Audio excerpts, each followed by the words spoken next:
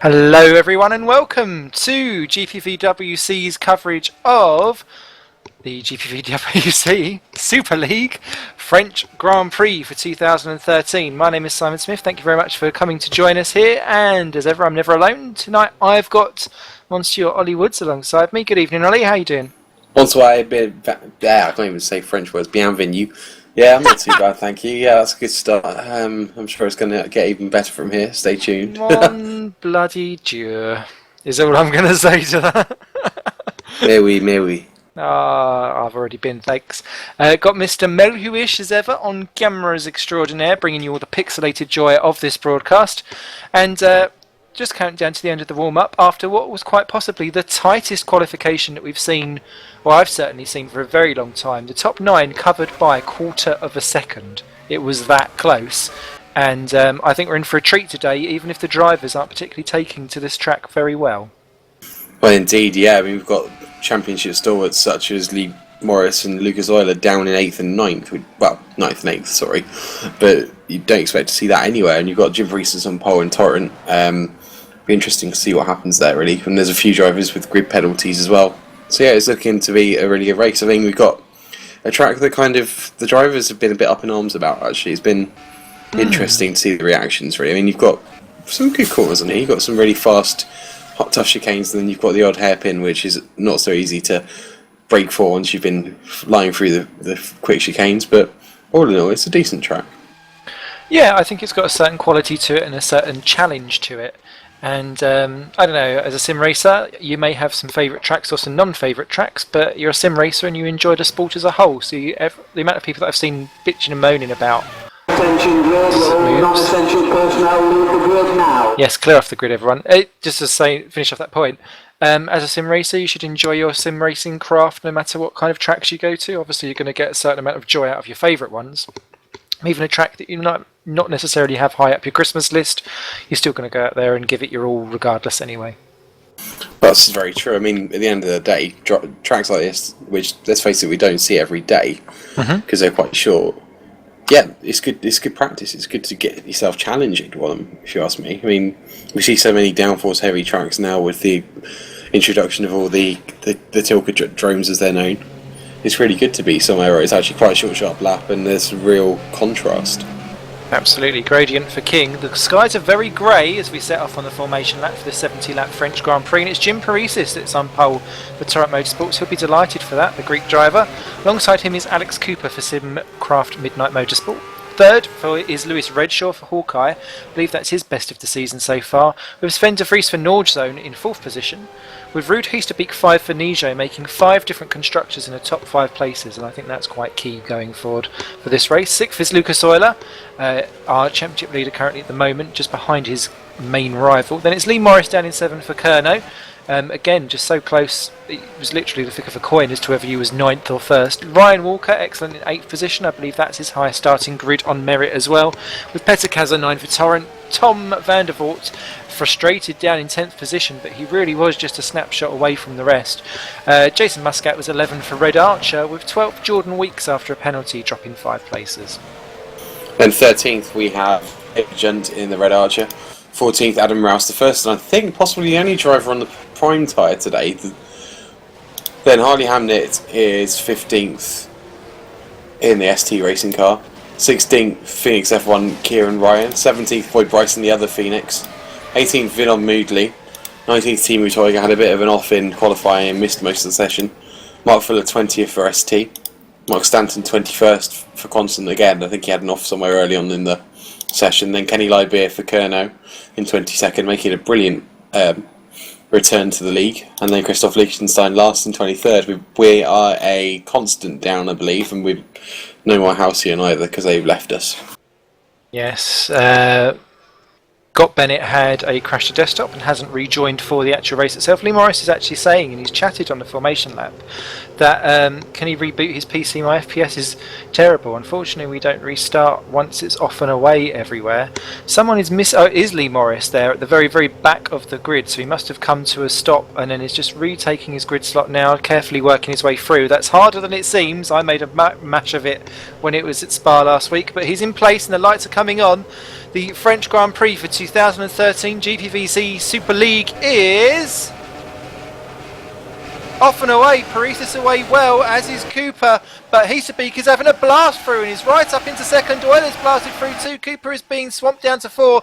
Redshaw's had a torrid start, and where is he actually? He's right the way down the back with Ryan Walker, so both Hawkeyes having a dreadful go off the line. Paresis, though it is, leads from Heasterbeek, Euler, Redshaw. Cooper's now dropped down to 5th after what was an initial good getaway. They come down to the dreaded Adelaide chicane. There is always going to be drama down here. How are they breaking through the Red Archers side by side? Everyone looks like they're okay. Voodley's. Fuller's round as well, as is Toyka. And that was Vinod Moodley that started that one off. He slapped the back of someone and then it kind of cascaded behind. But we have no front wing, I think, for Mark Fuller. Kenny Liebeer is okay, but he went round. Walker's without a front wing, and so is Toyka, who is off in the barriers. However, it's Paresis, Heasterbeek, Euler, Redshaw, Casa and Cooper and Morris, your top 7. It looks like Vinod Moodley got caught out by, I think it was Mark Stanton, in this constant outbreaking himself into the hairpin and just ran into the back of him. And to be honest with you, there's nothing else any of the other drivers could do. Really important for Heasterbeek and Euler that they got through everybody else there, because apart for Heasterbeek, he needs to win really to keep his championship in the balance, and Euler needs to stop him, doesn't he?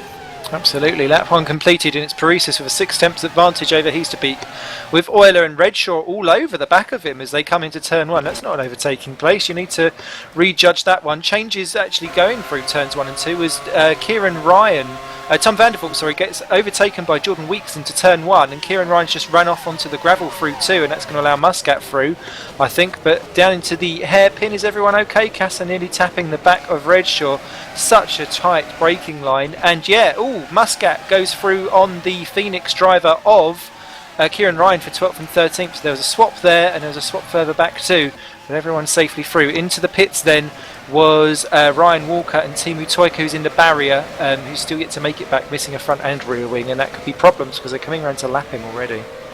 Well, Timu had an exact same off as he did in qualifying through the first chicane, just tried to push it a bit too hard and end up spearing into the barrier, and that's why he's lost his rear wing. I didn't see the front wing incident, but it's kind of a torrid time already. He was talking about having lag earlier on, and let's face it, we know the Timu's lag, when he gets lag, is infamous. But he's made it into the pits now, so that's good for the leaders as they come through that dreaded final chicane. The amount of people that I saw taking offs in practice and in qualifying, specifically for Super League, was higher than what I've seen anyone else do. There's Mark Fuller there is just running wide off the track too. Mark Stanton's just been overtaken for 16th place by Christoph Lichtenstein because Stanton nearly lost it in the final corner. So changes up and down the field as they continue threading their way round this roller coaster track, as I like to call it, because it does feel like you're on a roller coaster with all these chicanes and gradient changes. And there's a couple of gaggles of cars starting to do as Boyd Bryson tries to have a go at 15th position Harley Hamnet, but fails down at the Adelaide hairpin. This is going to be an interesting one. Harley Hamnet did really well at Spa to finish 10th. He was kind of aided by a lot of drivers not finishing, and there he goes. Oh no, he just put the curse on him. He's just taken it into the gravel. Let's hope his car is able to continue. Yeah, it doesn't look like he's hit the barrier, so he looks like he's okay. He's going to rejoin just behind Kenny Liebeer, who moves up into 18th position. On his return, he is on the yellow rimmed tyres, so he's going for a completely different strategy to most of the other field. Paresis 1.2, what's it going to be as he crosses the line for lap 3? Because it looks like he's pulling and pulling and pulling. What is he? Oh, nigh on identical. 1.257 seconds is the gap between Paresis and Heasterbeek. Heasterbeek appears to be a bottle cork there for Lucas Euler. Redshaw's dropped back ever so slightly, but he was looking the feistiest of the lot at the very beginning, so he's just probably readjusting himself, whilst Cooper Morris, who is now up to 6th ahead of Casa, didn't see that one happen, but he's through, and that's another change going on. Jordan Weeks gets past David Junt outside of turn 2 because Junt was a little bit tardy on the exit. Jordan Weeks back up to 9th. Next up is his teammate. Junt's looking a bit feisty behind, taking a very aggressive line into the Adelaide hairpin, but not able to get him on the exit. Yeah, it looked like he almost sped.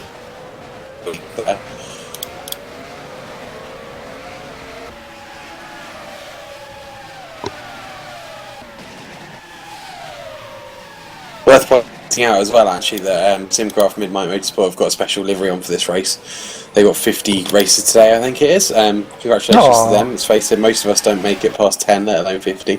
So they've got all the names of their drivers that have ever driven, and it's pretty much a who's who of the Super League, let's face it, on the side of their car. Amazing, great stuff. Well, I hope we have a right little nose at that one. But David Johnson is sitting there in 10th position as he goes over, and Tom Vandervoort is dropping away from him, surprisingly, and he's got Muscat and Ryan behind the Phoenix F1 drivers, both running in the points at the moment, which is key, sandwiching Adam Rouse. And we've lost Timo Soika, who's been off into the barriers, and he's our first retirement with a crash. So one down already, and Harley Hamnet trying to have a go at Vinod Moodley in the final chicane. That was never going to be a good move. Didn't quite work out for him, still behind the Green Stripes Racing driver. Be interesting, actually, earlier from John and Weeks, it'd be interesting to see not if Jordan can catch De Vries now, who seems to have gone a bit backwards since the start, but whether they actually end up battling, because De Vries, for all intents and purposes, is kind of sitting in, because him and Soika seem to be alternating the drive for the Dorchen. But Jordan's kind of got more of a championship fight to worry about. Not that he's actually fighting for the championship, mind, but okay.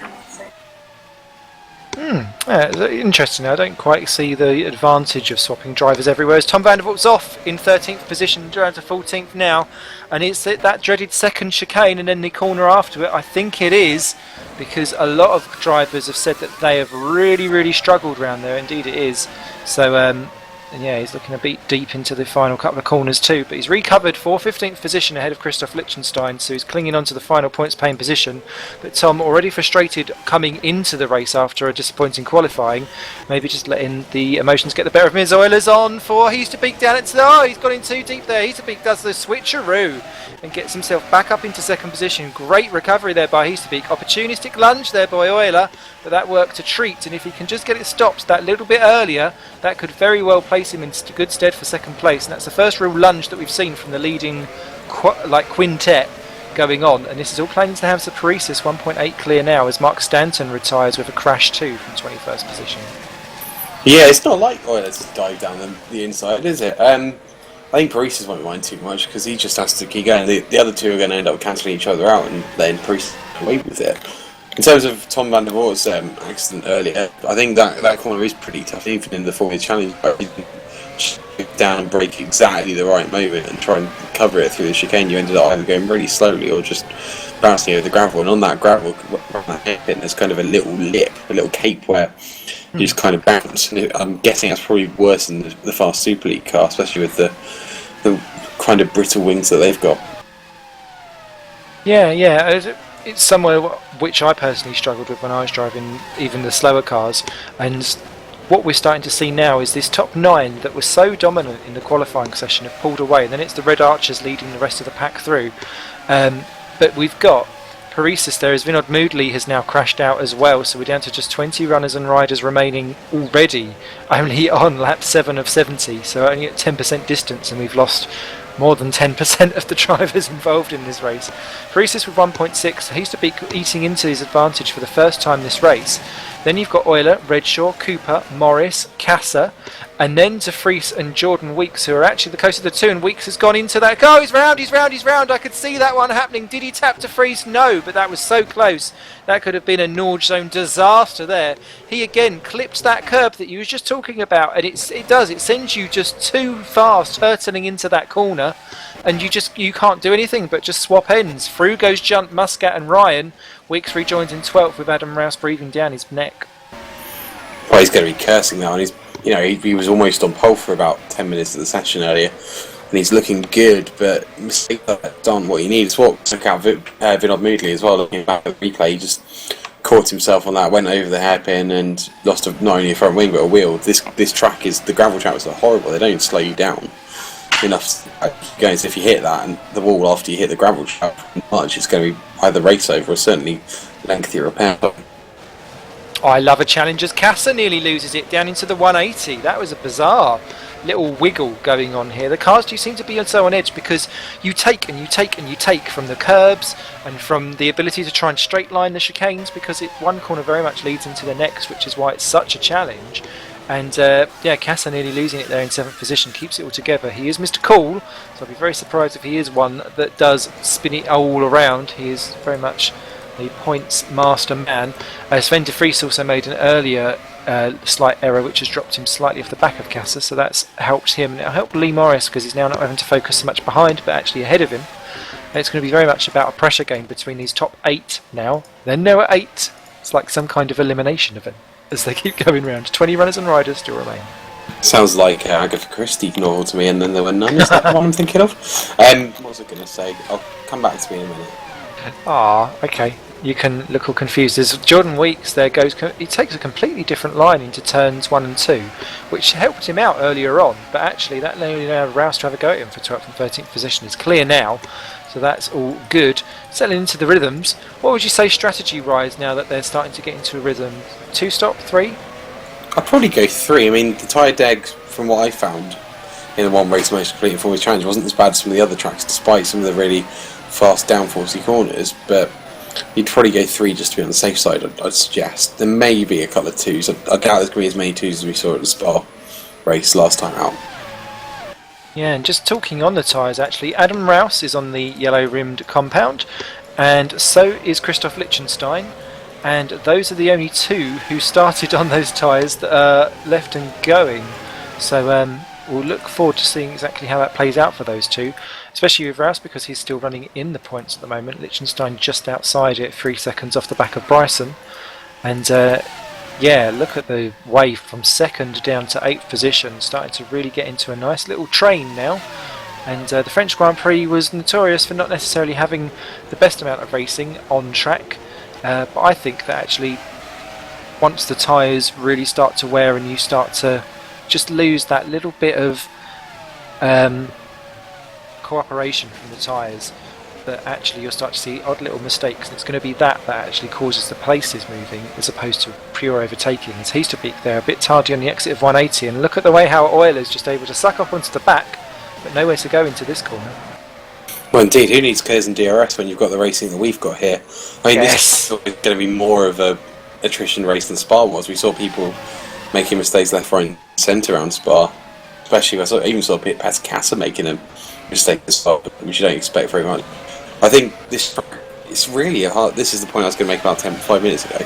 I think it's a real toss-up with downforce. I mean, you've got some really quick straights, so you've got this whole area at the start of the lap where you're kind of going hell for leather, and again through the chicane. At the same time, you've got some really tight corners, and you need the downforce just to get you around the quick ones as well.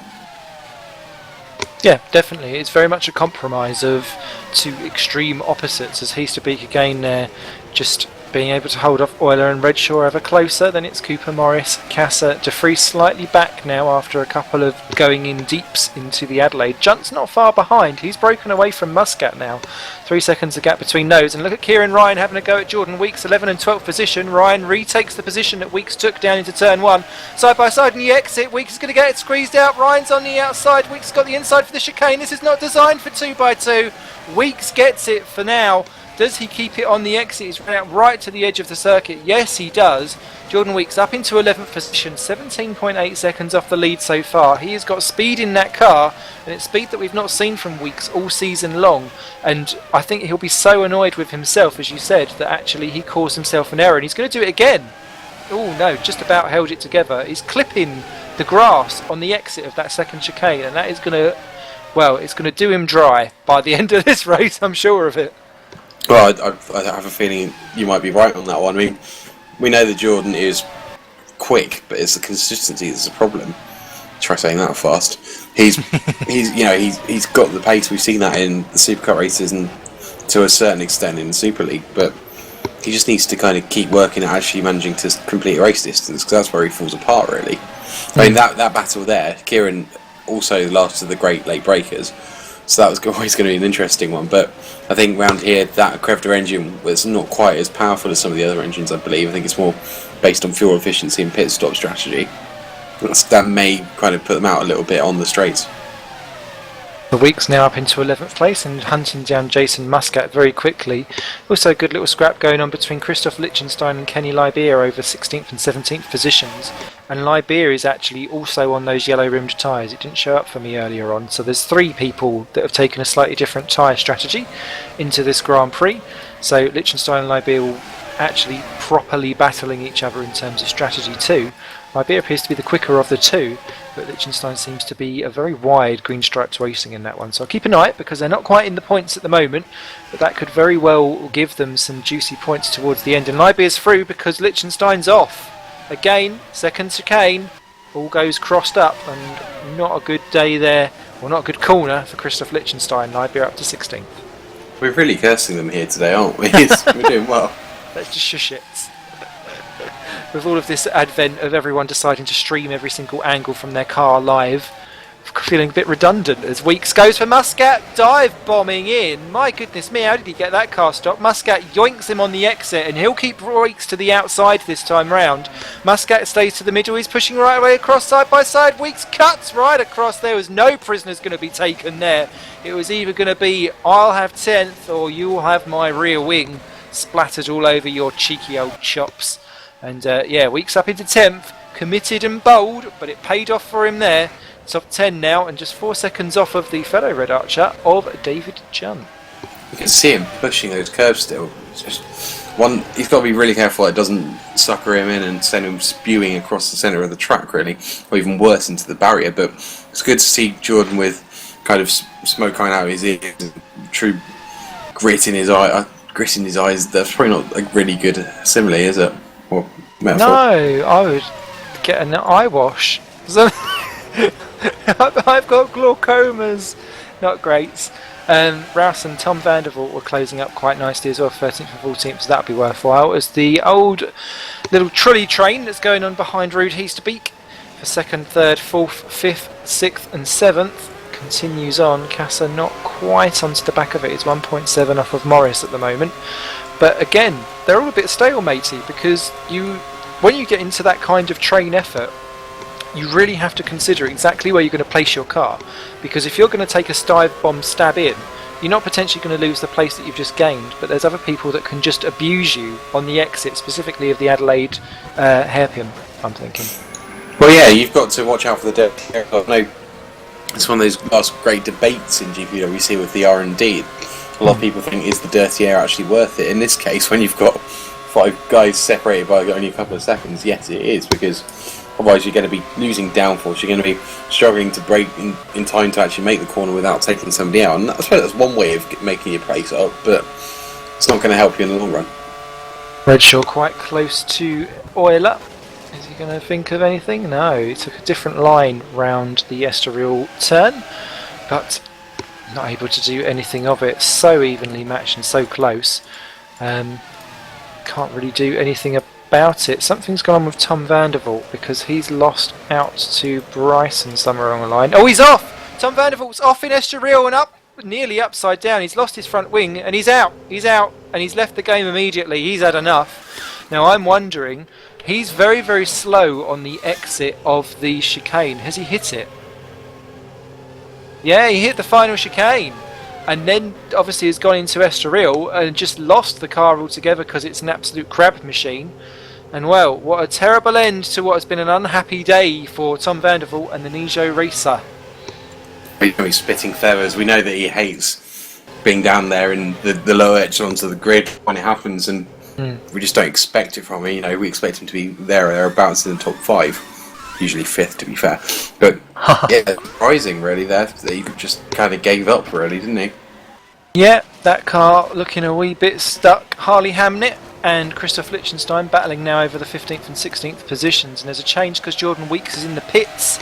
And what is tyres is he putting on? He's going to rejoin in 14th position because Bryson's just gone through, and he's going to come out very close to Hamnet and Liechtenstein, but he's on the old red marked option tyres again. So he's going option, and tricky pit exit this one, I always think. Yeah, it's difficult because you've got to kind of get the braking just right for that kind of turn 3 area, otherwise you end up flying off into the gravel, as let's face it, nearly everyone has done at some point this weekend. I'm kind of not surprised he's putting the options on because he's just that little bit quicker and he needs to push. Ryan Walker is in trouble. He's just been lapped and has driven off the circuit to let everyone through, so I wonder if he's got more troubles with his car. Is he pitting? No, he's not. He's just limping around in the Hawkeye, hoping to pick up points. Look at Euler on the back of Heasterbeek though, rounds turn 1 and 2. He didn't know where to put the car, he's had to lift off before they get to Estoril. Not sure what happened, if Heasterbeek just had a very tardy exit from that chicane. It's one of those where you've got to get the power down early, and this is the first opportunity for a long time that Euler has had on Heasterbeek. Heasterbeek goes to the inside, Euler's going for the outside, they break for the Estoril. Is he going to do the switcheroo back through? Yes he is! Side by side on the exit. Heasterbeek takes the outside line, but he's got better traction off the corner, pulls ahead of Euler. Euler has to tuck in for a slipstream in action. So difficult to take that specific chicane nose to tail, because there's a lot of bump and grind going on with the I don't know what I'm trying to say. Elation, ups, downs. What's that called? Elevation, undulation. That's the one. Elevation. I wanted to say elespation. I don't know. Shush me up. That's not even a word. I don't know. I keep making up new words because I get word games off of the mobile phones, and then it's things like make a word out of the crossword, and I've got all wonderful things. That's Cooper in 5th. Bitty poo. It was actually really cool to see the amount of boost that Heasterbeek got out of the corner. It's almost like he, in that hairpin where he got taken briefly by Euler, it's like he almost kind of brought ground to a halt just to be able to boost back over the straight. Incredible. I say boost, of course we don't. Well, there is engine boost, but there's not curves or anything like that. So to get that kind of drive was almost superhuman. Good first gear of that, and that's Junt and Cooper side by side out of Estoril. Cooper crucially out just ahead of Junt. They were side by side on the exit. Junt's going to have a go at him down into Estoril. This is not what Cooper needs. Cooper's gone for an early stop so that he can get the cut through. Oh, and Junt's round! Oh, David Junt! Master stunt on the exit of the Adelaide hairpin. That was a battle he didn't need to do, and unfortunately it's cost him dear as Jason Muscat muscles his way through, quite literally, muscle by name, Muscat by nature. And well, the Red Archer still 9 and 10 quite happily, Rouse 11th quite close behind, but that's lost him plenty of time as Euler and Heasterbeek again so close together on that final chicane as Redshaw's in from 4th position. Well, for Junt, it's going to put him right into the hands of Rousey, because Rousey's on the prime tyre. He doesn't have to go into the pits for any kind of time just yet. David Junt's going to have to on the option. Fuller's in too, and Fuller a lap down in the ST, and a very slow exit there from Fuller because he actually lets Redshaw through in the pits as Cooper gets round and is ahead of Redshaw on the exit. Yes, he is. That's a change of position. Cooper was 5, Redshaw 6, and well, Redshaw, they're trying to warm up his tyres on the straight. I wouldn't be doing that. I'd be getting my foot down to the hammer. Bryson in 2 for Phoenix from 13th. So changes going on there too. He's still Paresis 3.2 ahead of Heasterbeek and Euler. It's all playing into his hands at the moment, and he's not pitted yet. Surprisingly mild here actually. On the track I think we're looking at 24 degrees and 18 ambient, and Lewis Redshaw is on the prime as well, so that's going to not aid him in his fight against Cooper. Are you eating on this broadcast? Maybe some pie going into my mouth, yes. Ah, pie time as Euler's in, as is Paresis. So Heasterbeek gets his beak out into the front and takes the lead. Morris stays out too, as does Casa, who's down into 3rd, but is actually 3 seconds off the back of Morris. Really dropped back there, Casa, as has De Vries. So those two not necessarily in this little trolley train. Paresis keeps the lead, rejoins in 5th position. Euler stays ahead of Cooper and Redshaw, so it's Cooper who's the big winner out of that currently at the moment. And Paresis and Euler too far up ahead for Cooper to really take advantage of that. And Jordan Weeks is off the track in 13th position. What's he done? Oh, it's a second chicane again! Oh no, and he's been in the barrier as well, and he's out. Suspension failure. Jordan Weeks, what a promising start to the evening. What a terrible end. That's 2 in a row then that he's not finished. Same with Tom Vandervoort, I think. So it's not good for their teams whatsoever, especially Nijo, who up until probably a couple of races ago were looking really good for the team championship. Actually, at the moment, this little pit stop phase is going to be really important for the drivers that are still out, because they've got nowhere near the same amount of gear they had when they were in that little train, so they can start pushing out some good laps. Well, Heasterbeek, Morris and Casa all in. In that case, forget every word I just said. but Paresis is going to go through, and he's not quite. Yes, he is ahead. He's through. He's up to retake the lead. Sven de Vries still has not pitted, but Paresis is out ahead of Heasterbeek. Euler is into third. Cooper. Redshaw gets out ahead of Morris. Oh, but Redshaw sliding on the exit of Estoril, and that's going to allow Lee Morris plenty of opportunity to have a stab down into the Adelaide. He's not quite sure where to go. Redshaw goes defensive. Morris is going to go and bomb it down the outside. Is he going to do the very tight exit? No. Redshaw places his car perfectly on the racing line. Morris is cut up, has nowhere to go. Very fair and brutal racing, but Redshaw keeps that position for 6th. Morris down to 7. Kasser in 8th, and he's off the track. Just about scoops it back up again. Well, I get the feeling that Red's in the headlights for quite some time here. He's on the prime tyre, so he's not going to have the same amount of grip as Morris. In fact, he's the only one in the top 6 that stayed on it. Definitely, definitely.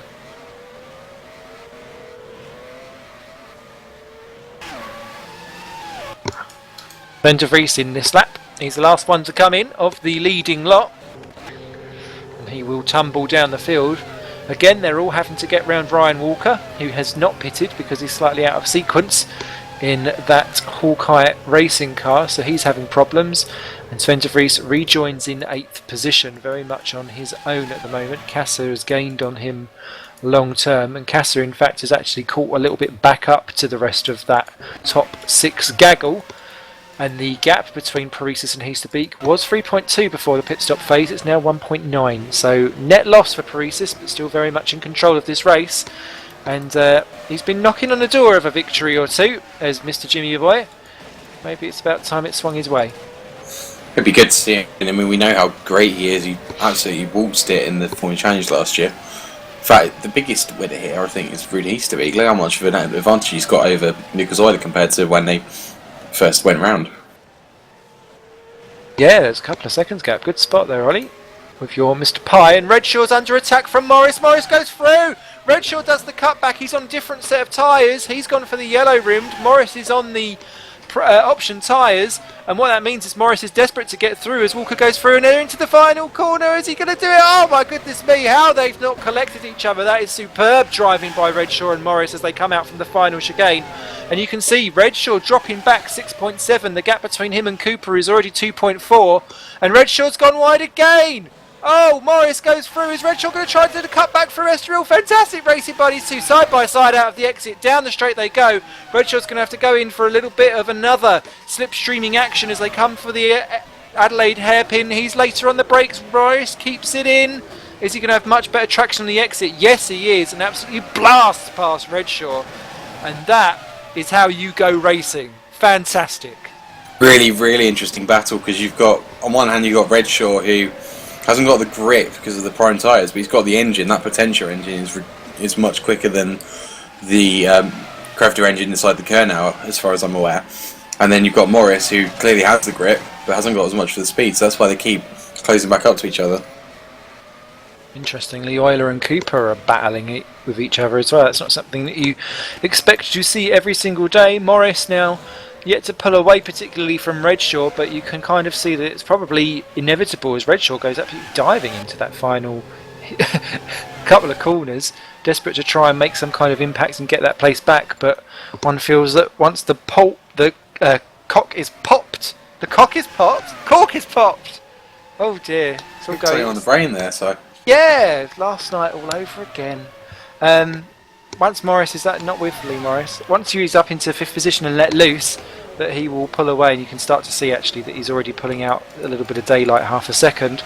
Unlike Euler and Cooper, 0.2 seconds as they cross sector 1 timing beam. Cooper quite fancying himself on this set of tyres. I wonder if they're trying to get a bit of a tow going so they both speed up a bit, because let's face it, Cooper's never going to overtake Euler, especially while they're both behind Rude. Heasterbeek. Does that really work around this type of circuit? Because it seems to be that you're in a corner quite a lot.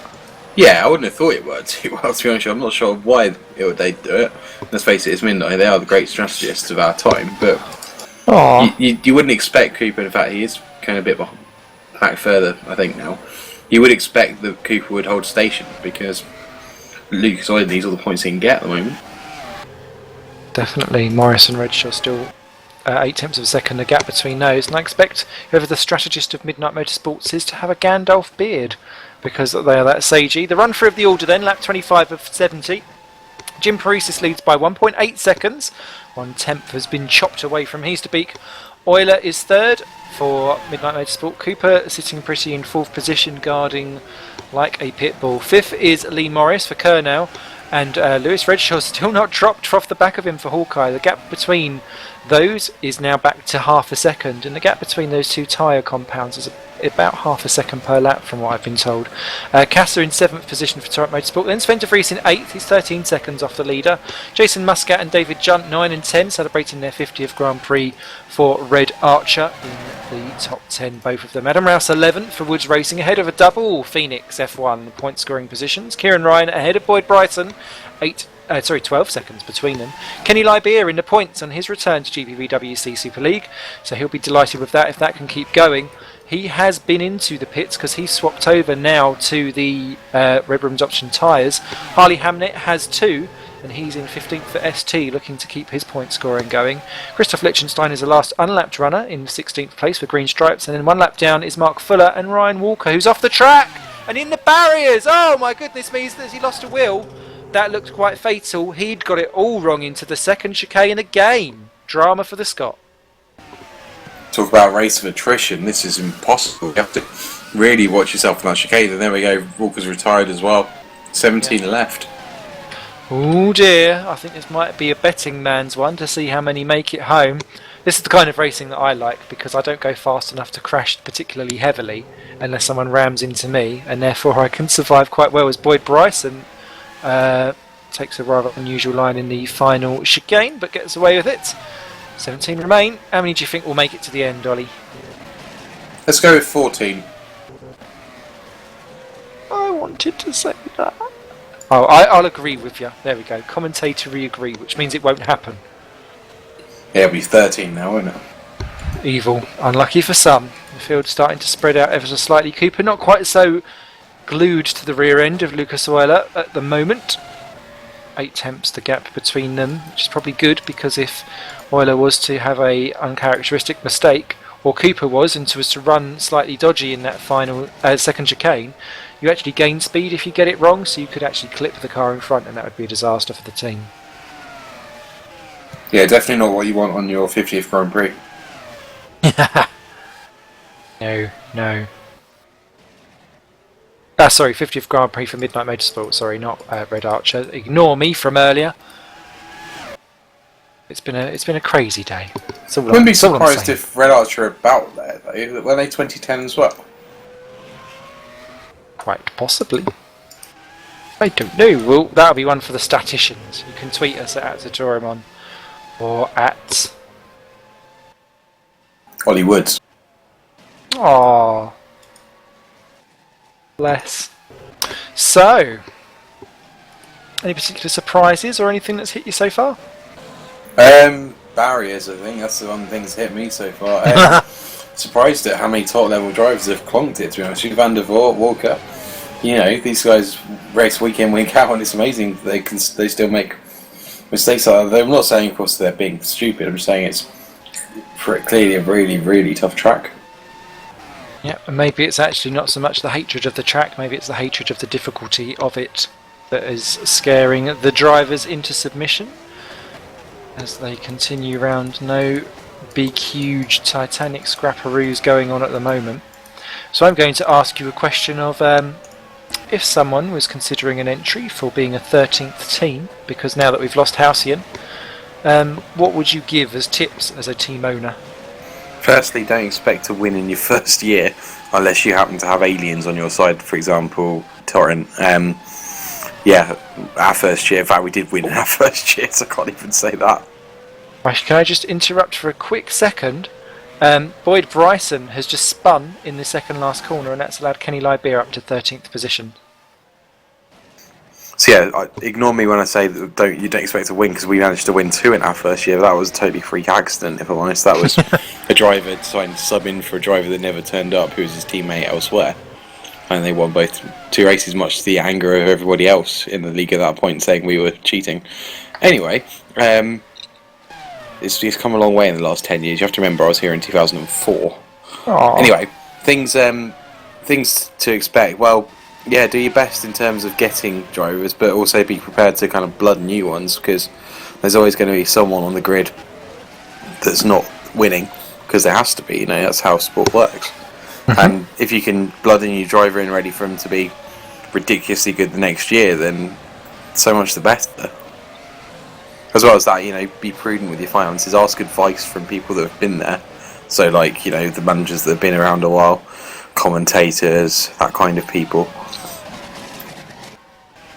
Nijo's hit their 50th Grand Prix, according to the stats. Red Archer is on 69. Nice. So, one of my favourite numbers, if I do say so myself. Thought it might be. Boom. 8 sound effects. Does it have how many we've been doing? Yeah, let's have a wee look. We could do it some kind of picture postcard competition. 32, 150. Really? That's like. Why haven't you got a special livery, you rubbish team owner? For flip's sake, if I'd known. You hear that, Midnight? You can do 50. Actually, let's face it, they've probably got more wins than we have in the third of the races, so I won't challenge them. Got a little mini scrap developing between the Red Archer duo. Just 1.5 seconds between them. Junt reclosing back down on Muscat after his little spin top impression. And Junt currently doing 112.9s and 113.0s against Monsieur Muscat, who is busy in the 13.2s and 13.1s. So slowly but surely does it, but that'll be a titanic scrap. As a team boss, do you fear when your drivers are side by side on track? Constantly.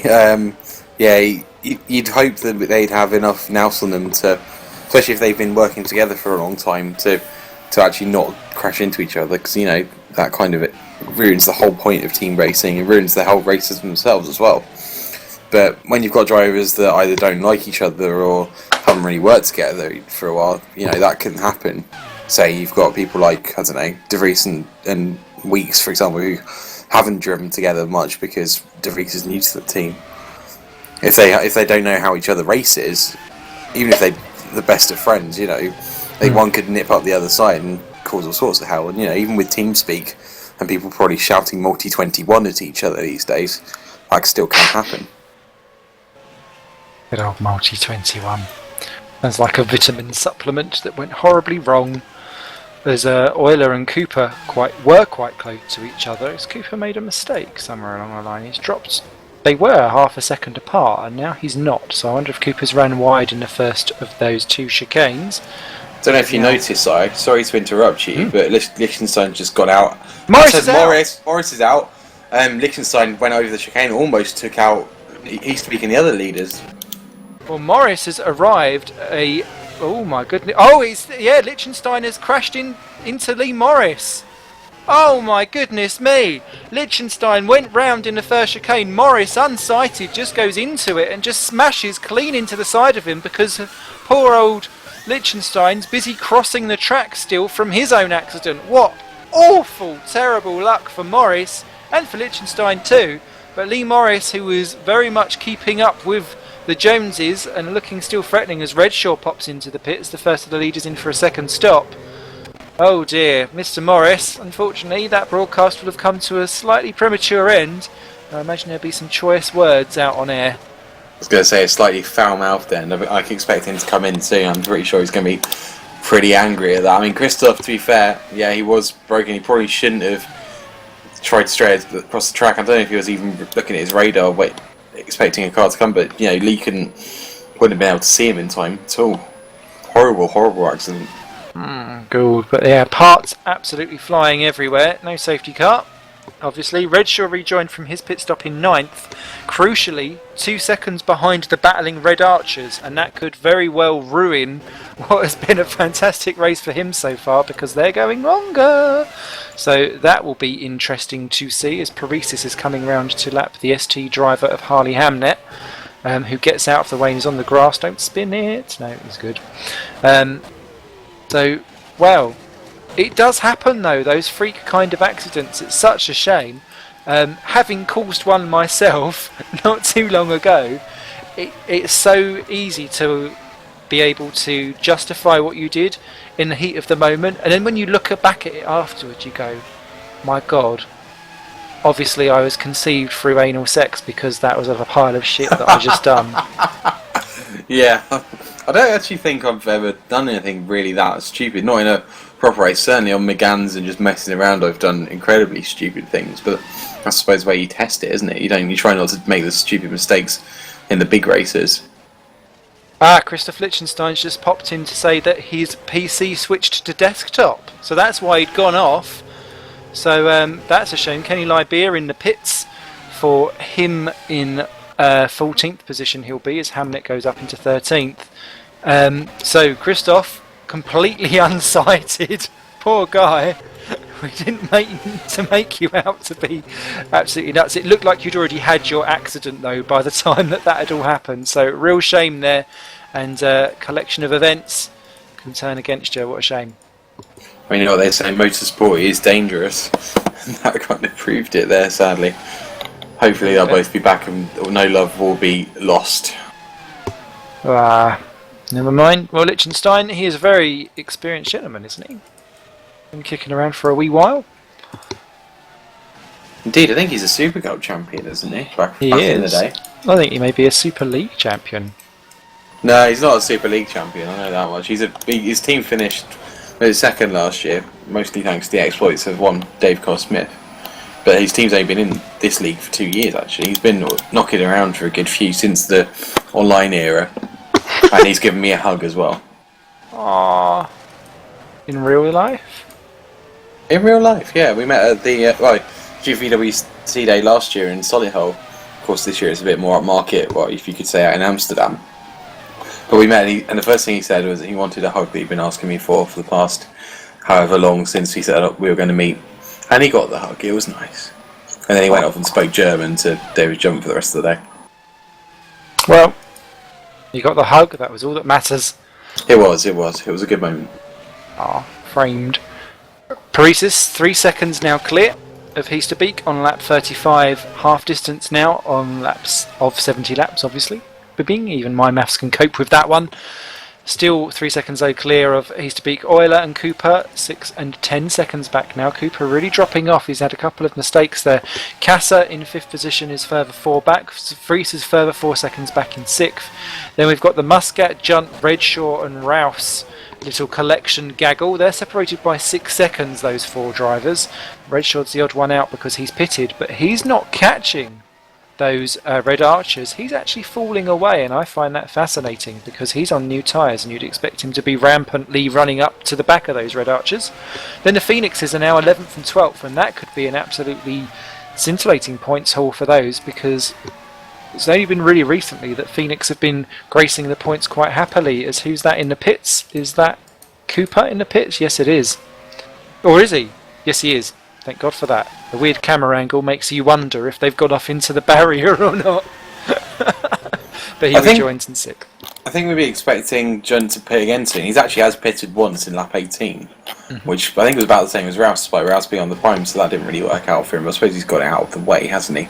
Gets to go on the options a bit more. So yeah, it's a bit weird to see Lewis falling so far behind. I think he pitted a few laps ago, didn't he, for another pit stop off the primes. So he's got those out quite quickly. He hasn't really held them. He actually only kept them on for about 13 laps.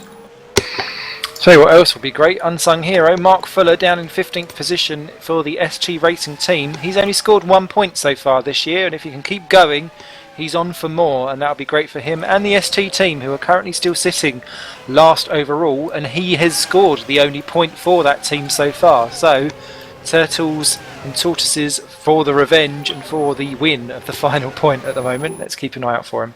Didn't Hamnet get 10th last race, or did I just totally make that up?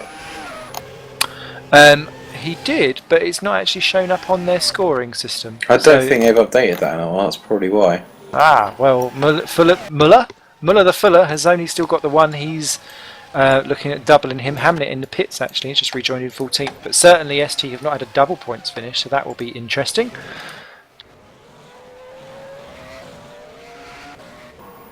Let's have him. Yeah, for Fuller, it's ST. People say that teams like ST who are running around the back shouldn't be in the Super League, but someone's got to be last, haven't they?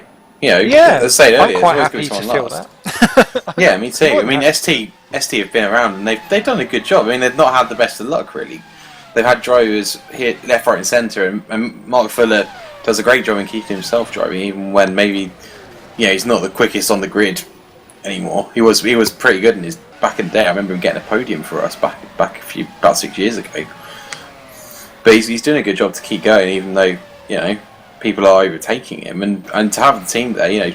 He's lost Miles Dixon, who's I think quit the team, and Simon Crane went after one test session. He had several no-shows. So the development of the car was pushed this year, and they've had a bit of a struggle, and they've done really well to be still in it and still keeping going after all that kind of heartache.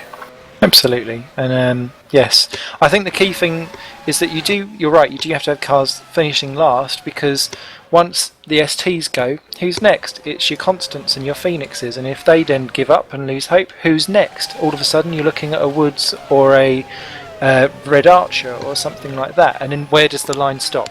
So it's very true. I mean, it's great that the league's becoming more and more almost professional, you could say, with drivers really working hard to keep at their level.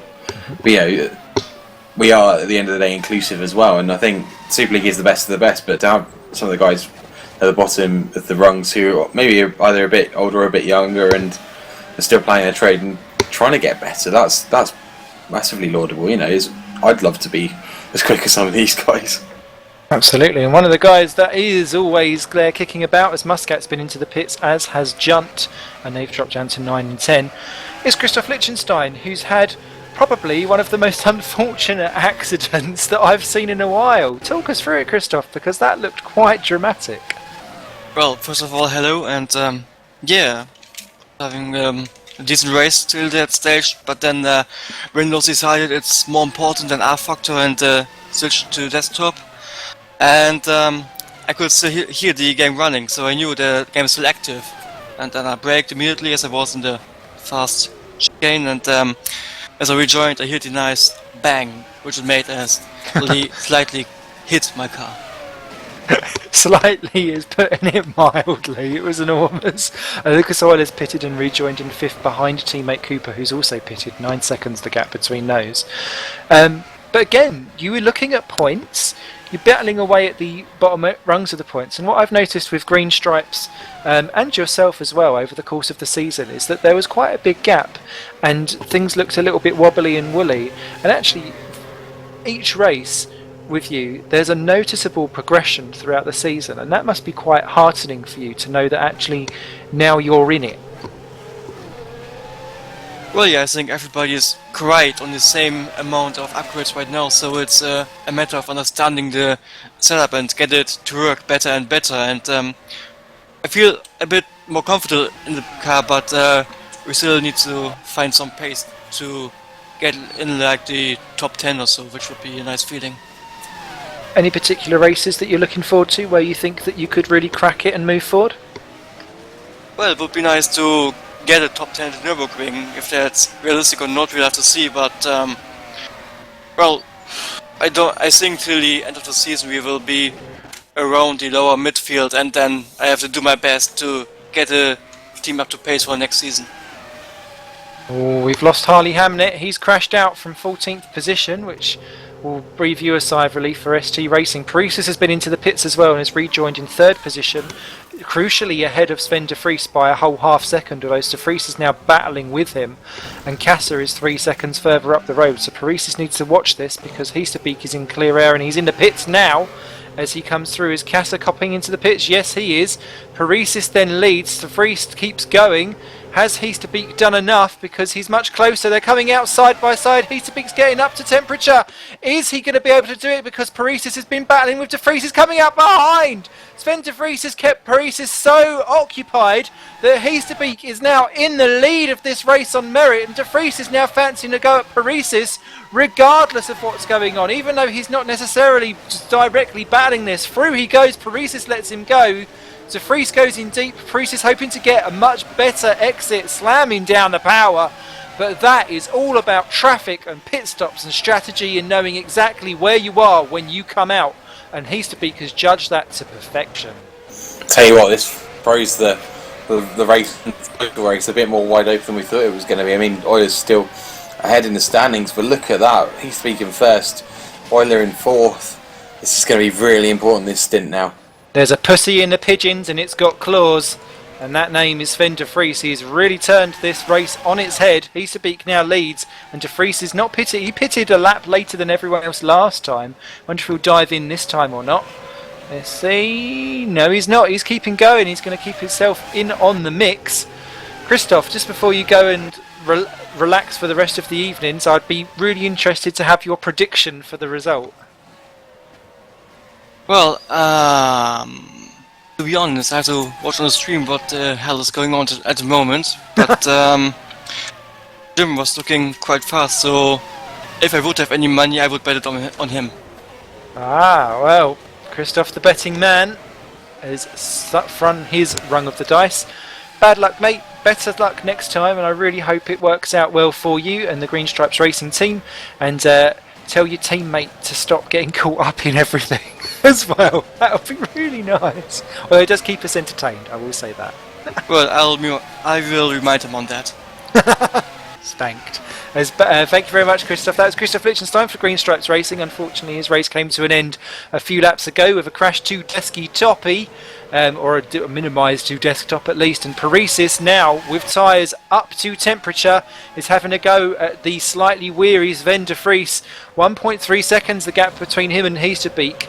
And my goodness me, the pendulum swings as de Vries gets another lap out. That means that it's one less lap on these yellow rimmed tyres when he decides to go across. Looks like you're right on that old 3-stopper as well, Ollie. Well, you know, I don't know to be proved right, but in this case, I'd make an exception.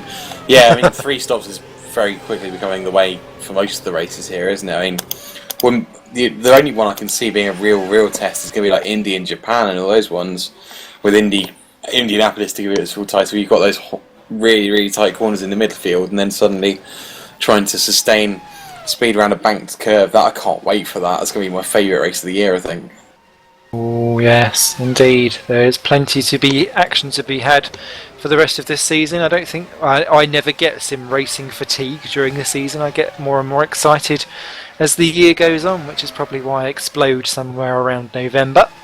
But 1.4 seconds then the gap between Heasterbeek and Paresis, and well, Jimbo will be sitting there thinking, because 1.5 seconds, it kind of makes you go, well, was staying out that 1 lap extra going to be enough to really give you an advantage when it comes to the tyres a little bit later on? Who knows? It's all to play for still. Euler's in 3rd, Cooper 4, Kassa, Sven de Vries is rejoined in 6th position, Redshaw down to 7th, he's really lost out in all of that. Junt and Muscat 8 and 9, still very much nose to tail there. Rouse in 10 ahead of Kieran Ryan, who's in 11th position. Then Liebeer's 1 lap down in 12. Bryson 13th, and 2 laps down is Mark Fuller, so now up to 2 points there and looking at his best result of the season. What was it we were saying about 14 finishing? Yeah. So we can all keep it from here. I mean, yeah, I think Lewis Redshaw's biggest mistake was going out on the primes on his 2nd stint, because that just didn't work for him, did it? His lap times weren't bad by the looks of it, but I don't think they were particularly good either, and he's kind of given himself a duff race there. He's only hardly been on the primes. I think he was on for about 13 laps at the end of it. Which is a shame, because then once he comes out and then you're battling with Red Archers who are not necessarily in the same fight as you, they're doing remarkably well actually, the Red Archers, because they're less than a second off the leaders per lap. They're 39 seconds off Heasterbeek currently at the moment, which in the grand scheme of things is actually pretty competitive and very close, and that 3-4 races ago would have probably netted them a 5 and 6, so it really shows how close the field has congealed up, specifically for this race because it's a quick lap, but also just in general in terms of car performance over the course of the season. Well, yeah, I think a lot of it's down to development. This year, pretty much a lot of the cars were finished within about 6-7 races. In fact, some were done within 3, weren't they, midnight? So they've all kind of found the right places to put the car, and they've all done it. This year it doesn't seem to be as much about development, and last year we had those I think there was something in the setup that some of the teams just found and suddenly went everywhere and went much quicker than everyone else. Really. That issue. It's been a much more kind of neutral race, I think. Yes. Lap 45 of 70. Still settling down quite nicely. Closest battle out there at the moment. Has Euler been in trouble? No, he's not. Don't mind me. I was having a cross-eyed moment. It happens. It's because I've eaten this bright green cake that someone made. I think it was supposed to be like a pretend drug cake, although it's got no drugs in it, for the Breaking Bad thing. I don't watch it. I just went round for the cake. And oh my god, the E numbers. I'm really struggling to like not just go like freak out everywhere whilst watching these Red Archers do duelling. I thought you sounded a bit lower than you usually did earlier. I was a bit worried about you, but clearly that's not the case. I've had some cat news as well. We can discuss that one off air after. I know, maybe I want an Ollie Bear hug too. You shall have one, my friend. You shall have one. Yay, awesome. Then it's to get drunk afterwards. In fact, we should have, I was thinking, maybe next race, once I'm back up to my cheery self again, we can do shots for innuendo as Muscat gets it all a bit wrong in the Estoril hairpin, because I think we'll all be a little bit dead by the end of that. I think not for Germany, because I won't be here, unfortunately. I'm being whisked away to the Midlands, I believe. But yes, I think it definitely has to be some form of innuendo bingo. Don't they do that on Radio 1 where they whisked both fill them out with water? Whisked away to the Midlands. Yeah. Whisked. I say whisked because my wife has now learned to drive and passed her test. Oh, John! John! John, he's been oh, is he gone back on? Is he lagged out? I can't quite work it out. It's lag, it's lag, it's lag, it's lag. Whew. Whew. I tell you what, my nipples pert on that one. I was like, oh my goodness me. Back on track again, thank God for that. John keeps safe. Muscat gets 9. That would have scared the old muzzies out of that. Yeah, but I don't think it was a mistake, because let's face it, that gravel track would not have... Oh, Redshaw's out! Redshaw is out! He has binned it into the wall! Oh no, he hasn't, sorry, it's Estoril again! Estoril, he done what I done in qualifying, actually. Catches the inside curb onto Estoril, into the barrier, absolute disaster for Redshaw. And from what was third on the grid and looking like an absolutely stunning evening ahead, that, unfortunately, is Brittany not charting. Oh, Brittany's luck just gets worse and worse, doesn't it? He's not had a good one there. It's a shame because he did look amazing in qualifying. But once again, that corner that nobody likes, yeah, in fact, oops, that corner did it again. You're quite right there, Si, with your wonderful Brittany impressions. Yeah. Well, unfortunately, he was a little bit toxic on the old curbage. I can't think of many more. And yeah, you'd be crazy to take that line. Shots for Britney songs. Sometimes he runs, sometimes he crashes into barriers. Oh dear. Britney. Lewis is a man, not yet a woman. But that's a debate. That's a debate for a podcast. Is that Muscat going off as well? No. Those Red Archers lagging out next to each other, that must be a hell-raising moment. 1.7 seconds the gap between Heasterbeek and Paresis, still not going anywhere. And what that also means, with Redshaw out, we're both wrong. No, well, I did then change it to 13, didn't I? That is true, that is true. That yeah, that is kind of a Bugsy that's gone out. That's Adam Rouse going off at Estoril as well. He's kept it back on the track again, but he's lost time there in 9th position against the old Red Archers, who are not quite taking the battle to each other just yet. They're obviously sitting there thinking, go on, another couple go off. So easily done. It's such a shame about Lewis thinking about it, because, you know, I was plastering his decision to stay on go on the primes earlier. Well, if you think about it, he was going to go on the options last, and people like Heasterbeek, Euler, Paresis, etc. are all going to be on the primes at the end, and yeah, they could have made some ground, but never mind, it wasn't to be. And now we've got a Phoenix in 10th. That is true. Kieran Ryan back into the top 10 he was in the top 10 in Spa as well, as he's just bopped a lap down on by Heasterbeek. One of the things that I did find round this Frenchy old circuit is that actually, because one corner leads into another, it's quite hard to judge how to get out of people's way, because there's only certain places on the track that you can do it. And I got caught by the battle for second in the final lap, and just took to just driving clean off the circuit because I found that easier to do.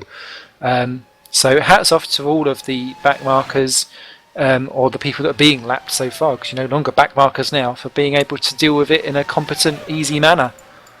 Yeah, it's incredibly difficult here because, with those gravel traps we've spoken of, you can't really slow down to go over those.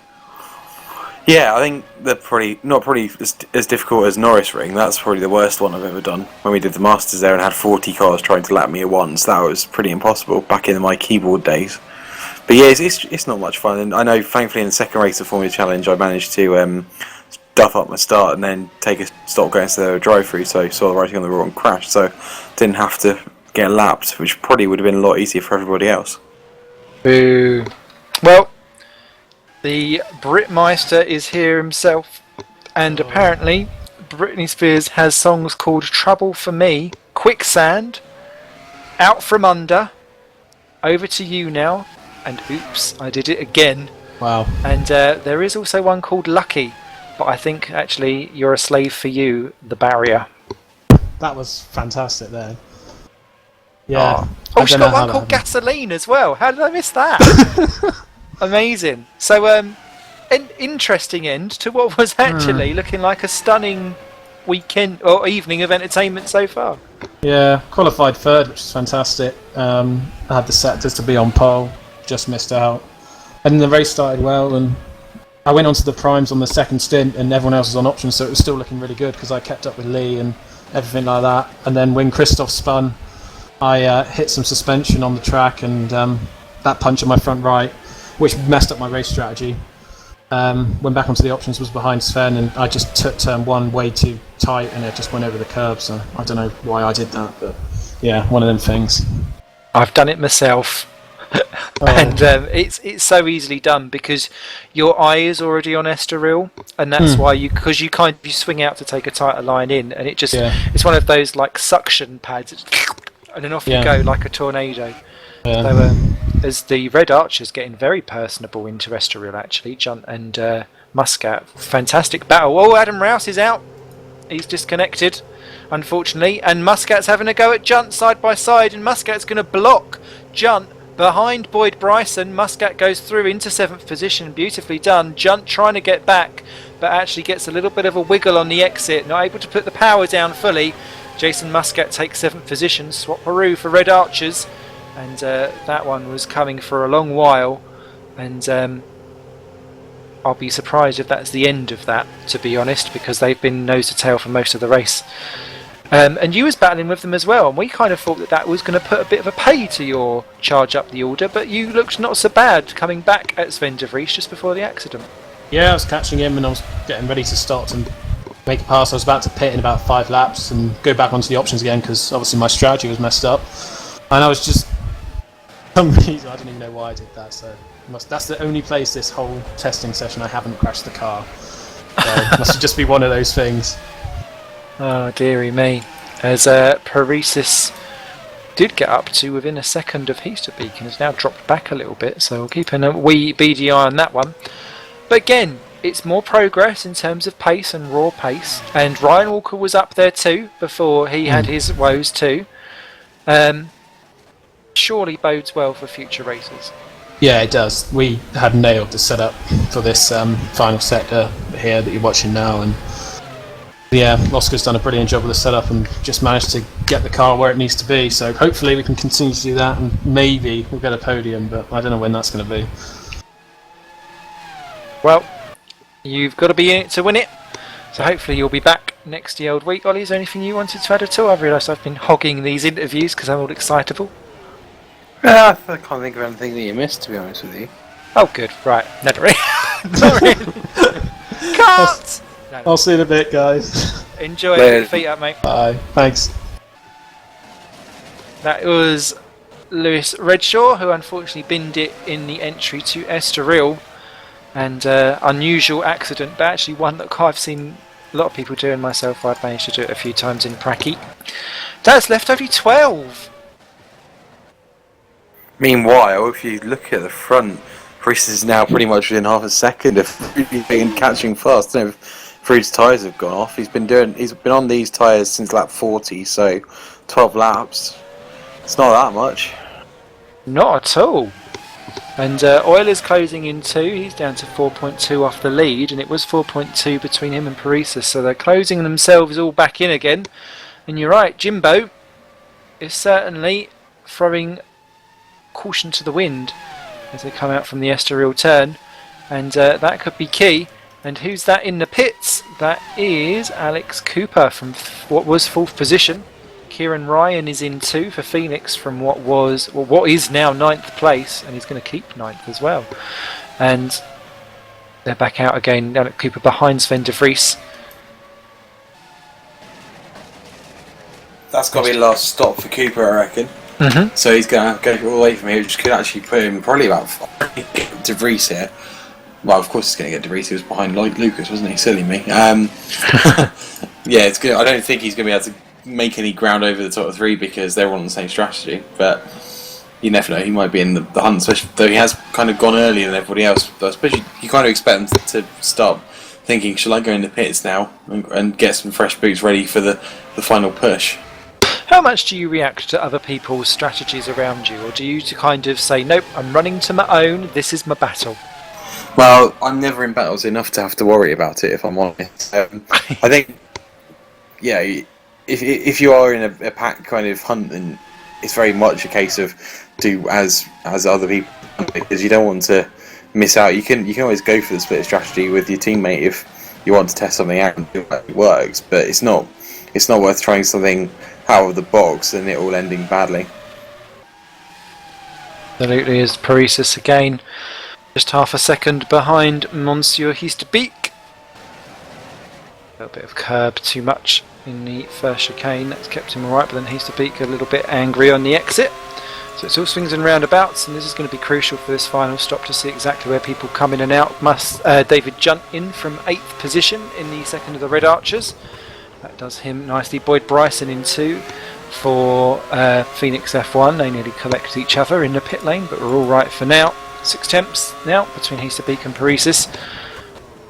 Now, it was Hiestebeek that blinked first last time round, but he seems to be the one that's struggling the most on these tyres. That's probably why because he blinked first, to be honest with you. Now, we've just been told by cameraman extraordinaire Simon Miller something about Nijo's pit crew. That, Indeedy, they seem to be well. Sorry, I thought you. No, no, no. You go. All right, in that case, yeah. It looks like their team are a bit better at getting themselves kind of prepared for getting out there because they're able to kind of go out a few seconds before the Torrent team do. I suppose Torrent have used most of their R&D points and actually getting the car to a decent state before having to worry about the pit crew. So that's why Nijo can basically do most of the lap and just hit the pit button as they kind of come through the last couple of hairpins. Cooper's made a mistake in the final corner and has lost a second and a half, I think that was.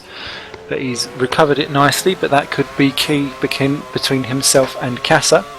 Very short pit lane, this one, so the delta that you lose actually in a pit stop as Muscat pits and rejoins. Is that ahead or behind David Junt? It's going to be just ahead. Junt, though, has got tyres up to temperature, and that will be curious down into the Adelaide hairpin. Have they gone through for another lap? Yes, Paresis and co have. I just want to see how the Red Archers end up at the Adelaide hairpin. Junt does not think of it. So Muscat keeps 7 for now. That one will run and run, I think. Yeah. Hiestebeek versus Paresis. Who will blink first? Well, it's going to be very, very, very tight, isn't it? Whatever happens, I think Hiestebeek at the moment looks like he's really having to wrestle with the car to keep it on the same kind of page as Paresis, and we'll see if that's the same when they go both change over to the prime tyres. They're going to suddenly have this lack of grip, and they're going to have to really be careful around the chicanes not to try a bit too hard and end up lamping it into the barrier. And we all know what happens with that, because essentially half the field have done it already. So it is game over. Go home. It is a little bit worrying to read the DNF list, and it goes accident, accident, accident, accident, suspension, suspension, suspension, DNF, and then 4 more accidents. Kenny Leiby has just had a very interesting... Oh, he's spun again. I wonder if he's clumped something, because he's gone off at the Adelaide hairpin, but actually gone so deep that he popped out the other side and had to kind of spin turn back through, because obviously you can cut right the way through the middle sector in there. So he kind of popped immediately up into like 8th, 10th position, and his car's looking very wobbly, so I wonder if he's clouted something somewhere along the line, or if he's got a puncture, as Paresis and Heasterbeek continue their little battle up the front. And Casa has gone up into 3rd because Euler has pitted and rejoined right behind Casa, so that's going to nullify anything that he can do against the Heasterbeek Paresis battle. Pretty sure that Casa's got to pit again as well, so that's not going to change much there. Yeah, I don't know if Kenny's tyres have gone off, but it certainly doesn't look like there's much damage on the car there. It's good to see him going around still, actually, to be honest with you, because it's kind of his return, and yeah, he goes to the pits now for new boots. Yeah, it's good to see him return. I think he was around last year quite a lot, and then suddenly disappeared, and he's back, which is really good. Nice to see old faces back in the league. Agreed. This is a community, and it is a fab community, and we love it to bits. And if you want to get involved, pop along to GPVWC.com. Get yourself signed up in any action. You've still got plenty of races left as Liberia rejoins just where the leaders are going through. That's an awkward one. But he's well experienced, and he'll get himself out of the way as due course when he can. Pulls off to the inside. Paresis not phased, and if anything, gets a double toe. Oh, Liberia! Oh, I think his brakes have gone. I think you may be right there, actually. Look at that on the hairpin, trying to keep it in control. Very nearly took Paresis out, and Paresis has gone from just under 3/10 to, I'm sure that lead's going to be a bit better for Heasterbeek after this sector. Yeah, Liberia again struggling around the 180. He just needs to really, really coax that one home, because there's points in the making if he can just get there. I'm not sure if you have to get past a 75% distance to actually be potentially scoring, or if you have to be physically classified. Yeah, so he needs... he kind of makes it. But I would just kind of want to trundle round as best as I can, as gently as possible, just to pick up the points. But there's still top 10. Yeah, there's still 10. Yeah, he needs, if he can go as low as 12, but 10 is more of a kind of pride place, isn't it? As he goes off again, blimey. Oh dear, Lie's been at the beer. Paresis 1 second behind Heasterbeek, so that was the cost, half a second, of seeing the Kerno sports car speed through. Always scares me when that happens. And still the Red Archers there battling away. Muscat still ahead of Junt. 3/10 the gap between them at the moment. I have to say, I think in the Formula Challenge, there was a car pretty much slid across me, Roman Grosjean style. It scared the living poo out of me, to be honest with you. Oh dear. I wouldn't want to have a poo living in me. I guess that wouldn't be what's best thing, having watched Conker's bad third day videos on the final game. Yes. Love that. Do you know what? I've got the soundtrack to that, and there is a song which I think is called My Favourite Poo or something. Yeah, there's a Great Mighty Poo in it, I think. That's it. Either way, the game is better when drunk, and you've just had a curry. Amazing to think that was an N64 game. I was probably about 12 when it came out. As both the leaders are in, Heasterbeek and Paresis in together, and Nijo, the Heasterbeek car is up and away. Paresis is not able to respond. Heasterbeek pulls out, and that is a net gain. Bryson is going to end up in between them, I think, depending on how Heasterbeek gets through. Yes, he does. Bryson slots in behind. That is key, because that's one extra person for Heasterbeek to play through. Paresis to play with. And is Bryson going to consider... Boyd looks like he's going to consider trying to unlap himself. Pulls back in and thinks better of it. Good man. While the cars get themselves up to temperature. But that's what Paresis did not need. I think it shows the real advantage of finishing well in the championship. I mean, obviously, brand new, so kind of you expect them to be at the back of the paddock. But Nijo there had the chance to basically go past Torrent in the pits because they couldn't release him in front of Heasterbeek if he was ready. Libeer still going round. He's dropped to 11th now as Boyd Bryson has overtaken him. Still got ahead of Mark Fuller at the moment. And Heasterbeek, this may be the opportunity because he's now 1.5 seconds clear of Paresis. This needs to be where he gets the hammer down just to break that toe. Bryson's still in between them because his pit stops are slightly different and he's on the red-rimmed option tyres, which technically have more grip and are therefore faster, even if it is for a shorter period of time. And Paresis is losing out 2.2 back now. He's not been able to get these tyres up to optimum temperature and grip nearly as quick as the Roadster. And, well, this could be the turning point, lap 62 of 70. Indeed it could. This is really, really important that Paresis makes time back. He's got to make just under probably about 2 or 3 tenths a lap, I would have said. He's got 9 laps, yeah, that looks about right. I don't think De Vries is going to really feature in this thing. He's still got to make another pit stop, so he's kind of just in the way at the moment. A little bit, that's a bit harsh on him, I suppose. But it's good to see Norwegian doing well, actually. I know we've had a retirement for weeks, but seeing Norwegian up in the top 5, given this year, that's been quite rare. Yeah, it's been a little bit of a tail off since it's become... It was running a little bit of a one-car team whilst Dave Carr-Smith was at the helm with Weeks getting up to speed, and now it's kind of been able to become a 2-car team again and both then progress up the field, and Sven's done a very good job here today, and Jordan, whilst it lasted, was competitive too. And the more teams that are capable of running up the front, the better it is for us, because the more pandemonium we get to see as they battle, as Junt and Muscat continue to go nuts for each other. Still a minute off the pace. Don't think they'll get to be lapped, which is probably a relief for Heasterbeek and Paresis, because the last thing you want on the very last lap of the race is coming across a battle that's actually not interested in yours because they're busy with each other. God, you really wouldn't want to get involved in there right now, would you? With them being so close. I'm surprised that they've not been told to back off. I know Nikos tends to be, and Nikos Vangeladakis, who is the guy that runs Red Arch, is usually quite involved in talking to Junt and Muscat during the race. I'm surprised that he's not told them to back off a little bit more, to be honest with you. It's a little bit scary, because I wouldn't want a double DNF at this point. And Paresis is making up the gap as well. He's at 1.7 now. This is going to be tight, isn't it? Yes, indeed. Libeer off the track down at Adelaide again. The car looking a bit more manageable, but he's just struggling specifically with that Adelaide hairpin, so I think it's managing his brake issues. Still ahead of Mark Fuller at the moment, but that could change because Fuller is closing in at the rate of knots. 1.5 seconds now, the gap between Heasterbeek and Paresis. The gap is decreasing. Can he do it? It's going to be close. Wouldn't put it past him though. We know he's a proven racer. Then again, so Heasterbeek, and he's got that powerful engine as well. This is going to be incredibly tight. But then again, we said that last race as well. We did indeed. We do like the tight one. As Sven de Vries pops into the pits, and he's rejoining right alongside Cooper. Who's going to get it? The battle for 5th and 6th position. Cooper is out alongside. They're going to meet in the middle. Cooper just squeezes ahead. Sven's on cold tyres too. Not going to spend very long on this section, at only 7 laps, and I wonder if he spent too long trying to string out those tyres, but immediately into the slipstream. If he's going to have a stab straight away, that's cold tyres, that'll be scary. Thinks better of it, thankfully, because that could have been carnage.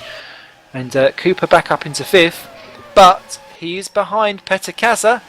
But Kassa, does he still have to pit? I believe not, because he done a 1:23.6 on lap 60, so Kassa's a net gain there, 4th over Cooper. Well, we know that Kassa is a master of strategy as well. He managed to do quite a few races in Super Cup last year. This is Torrent, of course, with 2 champions racing this year. We did quite a lot of no-stop races, which was incredible, especially in Monaco. That one was Right. something else, I think it was. Yeah, De Vries must be aiming for 5th now, but yeah, I'm not sure. It looks like he's done pretty well with the tyres, I'd have thought. If he's only got a few laps on these primes, only a few laps with less grip, he's done pretty well to manage it for so long, I reckon. 1.3 now, the gap between Heasterbeek and Paresis as they continue on. Sven de Vries all over the back of Alex Cooper as they go round Estoril.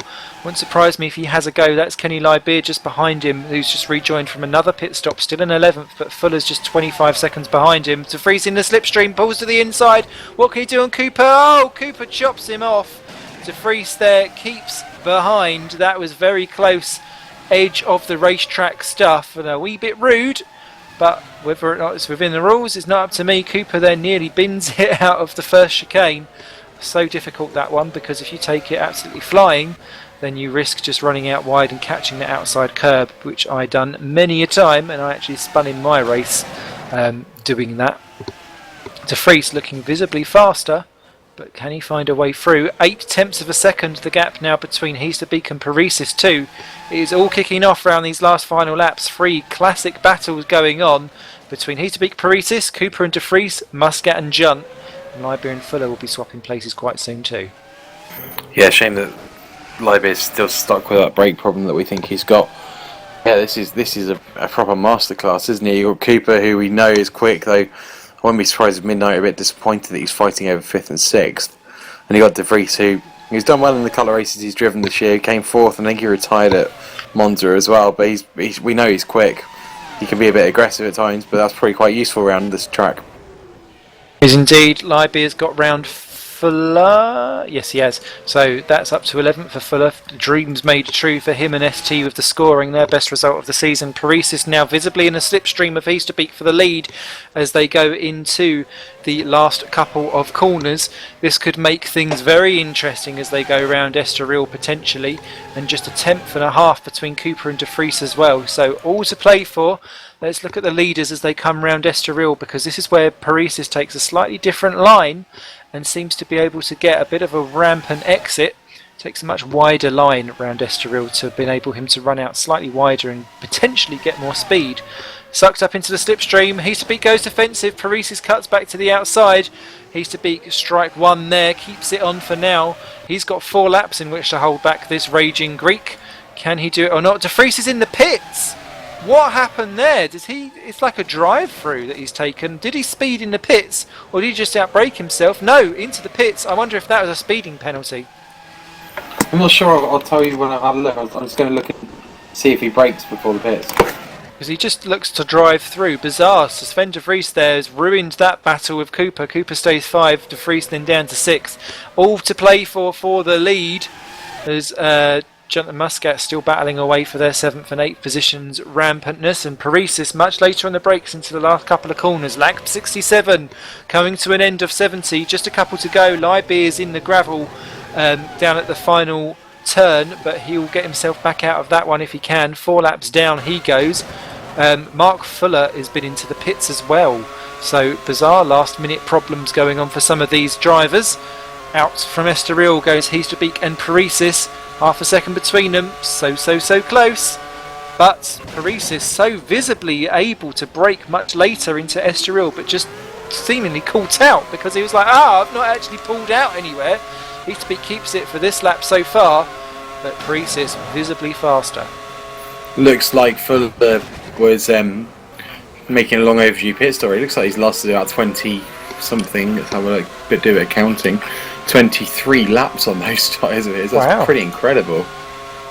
That's something for the old books. As Paresis follows everyone round, not everyone, just Heasterbeek, sorry, round the second chicane. There's a mild opportunity to overtake into this corner that's coming up, but you really have to both be committed, because if you go side by side into that chicane that's coming up, if you're on the inside, that's the wrong line to take. I saw that previously, and it's never a pretty sight. Lap 69 of 70 then, 2 to go. Paresis very aggressive on that inside curb. Needs to be careful, that's what spat Redshaw out into the barriers. But Paresis looking actually a little bit further back than what it was as Liber crashes out from lap 64, so he's retired. We're now down to 11 runners and riders, and Paresis no way through. Heasterbeek beautifully holds on to the apex to make sure that it's completely blocked for Paresis, and getting desperate now. Very few opportunity moves for Jim to go for. Yeah, it looks like we were totally wrong about the finishes in the end, weren't we? Kenny may as well have just given up there, to be honest with you. You know, he'd got 12th in the bag and he wasn't going to get any better, I think. But look at these two drivers having to use every inch of the track to just try and keep the advantage and keep pushing, really. Look at the curve they're using, especially around that final chicane when they get there. Have a look at it, because the amount of curve, how close they are to the wall on the pit straight, it's ridiculous. Muscat and Junt still battling. They're the next two cars up the road, but they won't be caught because they're just about 8 seconds up the road, which will do. We're entering the final lap now. This is going to be the do or die opportunity, but Paris hit the back of Peter Beek's car too early and had to back off entering Estoril, and that is going to cost him dear because he's not as close as he can be down the straight. Now he's kicked up on the slipstream. Peter Beek goes super defensive. Paris gets his nose ahead as they break for the Adelaide hairpin. Going round the outside. Oh my goodness me. Peter Beek keeps his hand in and crosses across to take the racing line. Paris is going to go for the inside for the chicane. Is he going to do it? Pulls to the wall! Oh my goodness me, side by side. How on earth did they both survive that? Into the 180 they go. Heasterbeek keeps the inside. Paris hangs on around the outside. They give each other just about enough room. This is absolute racing to the limit here on GPVWC. And Paris' nose is ahead. He's ahead into the Nürburgring chicane. One couple of corners to go. Heasterbeek gently taps his rear. Don't tape him off now. This has been beautiful between the two. Paris leads the way. Heasterbeek, one last look. Can he do it? He's doing a leg stab. Oh my goodness me. Side by side contact between the two. Paris is nudged off ever so slightly. Heasterbeek has the inside line. One retort back and he's got it. Wins the French Grand Prix for GPVWC Super League in absolute fantastic fashion.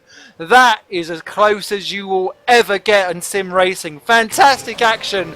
Heasterbeek wins, Paris is second. Both of them absolutely thoroughly deserved that one. Euler third, Kassa fourth. Cooper will be fifth with Sven de Vries sixth. Muscat will beat Junt potentially for 7 and 8th, and it's Ryan one lap down in 9 for Phoenix. Bryson's 10, a double top 10 for Phoenix. Who would have thought that? Muscat and Junt side by side coming into the last couple of corners. That's going to be a tight one. Junt's going for the outside. Oh dearie me, that's going to be problematical into that second chicane. And Junt's off, Junt's off! It's all gone wrong. He scooped it up. Beautifully done there by David. Well done, but that is handed 7th to Muscat, 8 to Junt. The last finisher home, Mark Fuller, 4 laps down for ST, gets his best result in a very, very long time. My goodness me. I wouldn't count your chickens on that. I wouldn't count your chickens on that horrible thing that's going to be protested, because certainly on my screen it looked like Rude tapped Jim onto the runoff there. Oh, great racing to finish though. I wouldn't. Whoever wins that one, what a great advertisement for the racing here. So good, so good. Amazing stuff. I can see your point. I can absolutely see your point. That was classic stuff, and I think both deserve. And I think everyone will have slightly different opinions on exactly where you could go on that. Should he have defended? Should he have been more aggressive? Thankfully, no contact. It was clean, and that's exactly what we want. It is indeed. Talking of clean, looks like Sven de Vries' left front wheels gone clean off. Don't know how he's done that, but thankfully he finished at that time. Whoa. Wow, what a race. And again, it kind of blows the, not the wide open the championship, it's definitely needs to be a load of good in the fight to catch Euler. Definitely, definitely. Your retirements then, as there are plenty. Timo Toika, 1 lap before he crashed off. Mark Stanton, done 5 before he crashed off. Same for Vinod Moodley, went off at the same time. Tom Vandervoort, a massive accident in the Niger on lap 15. Jordan Weeks crashed out on lap 19 after several near misses. Ryan Walker the same on lap 24. We didn't really see him go, but he did. Christoph Lichtenstein had that horrible crash to desktop, which took him out, and of course Lee Morris as well, who unfortunately was a victim of that on laps 30 and 31 they'd completed. Harley Hamnett binned it on lap 39 for ST, sadly, leaving him out of the points. Lewis Redshaw, that huge accident into Estoril on lap 47. Adam Rouse, the sole person to have just disconnected. What an unfortunate problem there for Rousey. Unfortunately, lap 50 he went, and Lybeer crashed out after his brakes failed, lap 64, but he will collect points for that 12th position. Yeah, I can see on the post-race chatting that Jim is good. He says it's a push. He reckons it's a push, so I have a feeling that's probably going to be protested. I know that the Torrent boys are all protesting when they think they've been wronged, which I suppose is fair. It's the idea of the protest system, isn't it? So, yeah, that's going to be a hell of a tough one for the disciplinary committee. Well, wait, I am on it. I was going to say I'm glad I'm not, and then I thought, hang on. Wow. So we'll just see if anyone's popping in for an interview. I think it could be very interesting. Sven de Vries quite hilariously says a 46.126 seconds time penalty for Ruud seems fair to me, considering he's 46 seconds 0.125 away from it.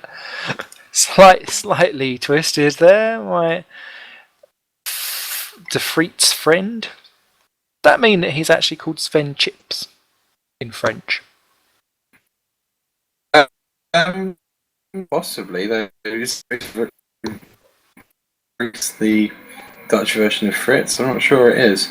Not a good Dutch guy when they come in. I'm sure Ruud or Tom or Sven will be in. So, fancy getting involved in that filthy old mess? Get yourself across even. You can get across yourself if you like, although I would like Twister pictures. But do pop across to GPVWC and get yourself in on the action for a bit of old jolly fun. See if we've got anyone popping in for a chinwag. They're coming, he said to the bishop. We have, let's see, let's go from bottom up. We have Mr. Petakasa, who came home 4th position for Turret Motorsports, and he was involved for most of that race in a little bit of a train, but didn't quite end up on the right end of it by the end. No, it took just way too long to get the feeling of the car. I think I used the half race to actually know how much I could push, especially because for some reason in qualifying I was really struggling in the final chicane. So I was pretty nervous every time I got to that corner, so I probably lost some tenths there every lap in the first half of the race. So. How much of a race of attrition and concentration really is this? I mean, it looks incredibly difficult just watching. Yeah, in the first half of my race, I was kind of just cruising, just to make sure I didn't do any mistakes, even though I still made mistakes, but it wasn't as big as practice, so it wasn't too bad. But yeah, from the halfway and to the finish, I could pretty much push the whole time. So. Do you reckon you've still got a good chance at getting another win before the end of the season, or do you reckon that's probably it? Yeah, I think we can get to at least a podium and hopefully a victory this season, especially considering I didn't really do much practice for this race either. Just using more or less gym setup. So. Cool, and I suppose you've kind of got one eye to next year already. Yeah, of course, we are mainly aiming for next season. This season I've been more or less just to get over the season and save up for next season. Must be offside. Never mind. Awesome stuff. Well, thank you very much, Petter, for coming and chatting. 4th overall in the race, 4th overall in the championship, although I've got a funny feeling those points will move you to 3rd overall, so little bronze crown in that for you. Thank you. Up into 3rd, we have Monsieur Lucas Euler, who 14 seconds off the lead. Not often we see that happening. And you qualified down into, I think it was about 7th or 8th position. So an unusual perspective of actually seeing other cars' rear wings without a blue flag attached. Yeah, well, that was quite a tough race. I mean, already in testing, I saw that I probably would struggle here to keep up with the front runners. Then during testing, I got a bit more confident, but today in the race, especially in the 3rd sector, I just had no confidence in the car.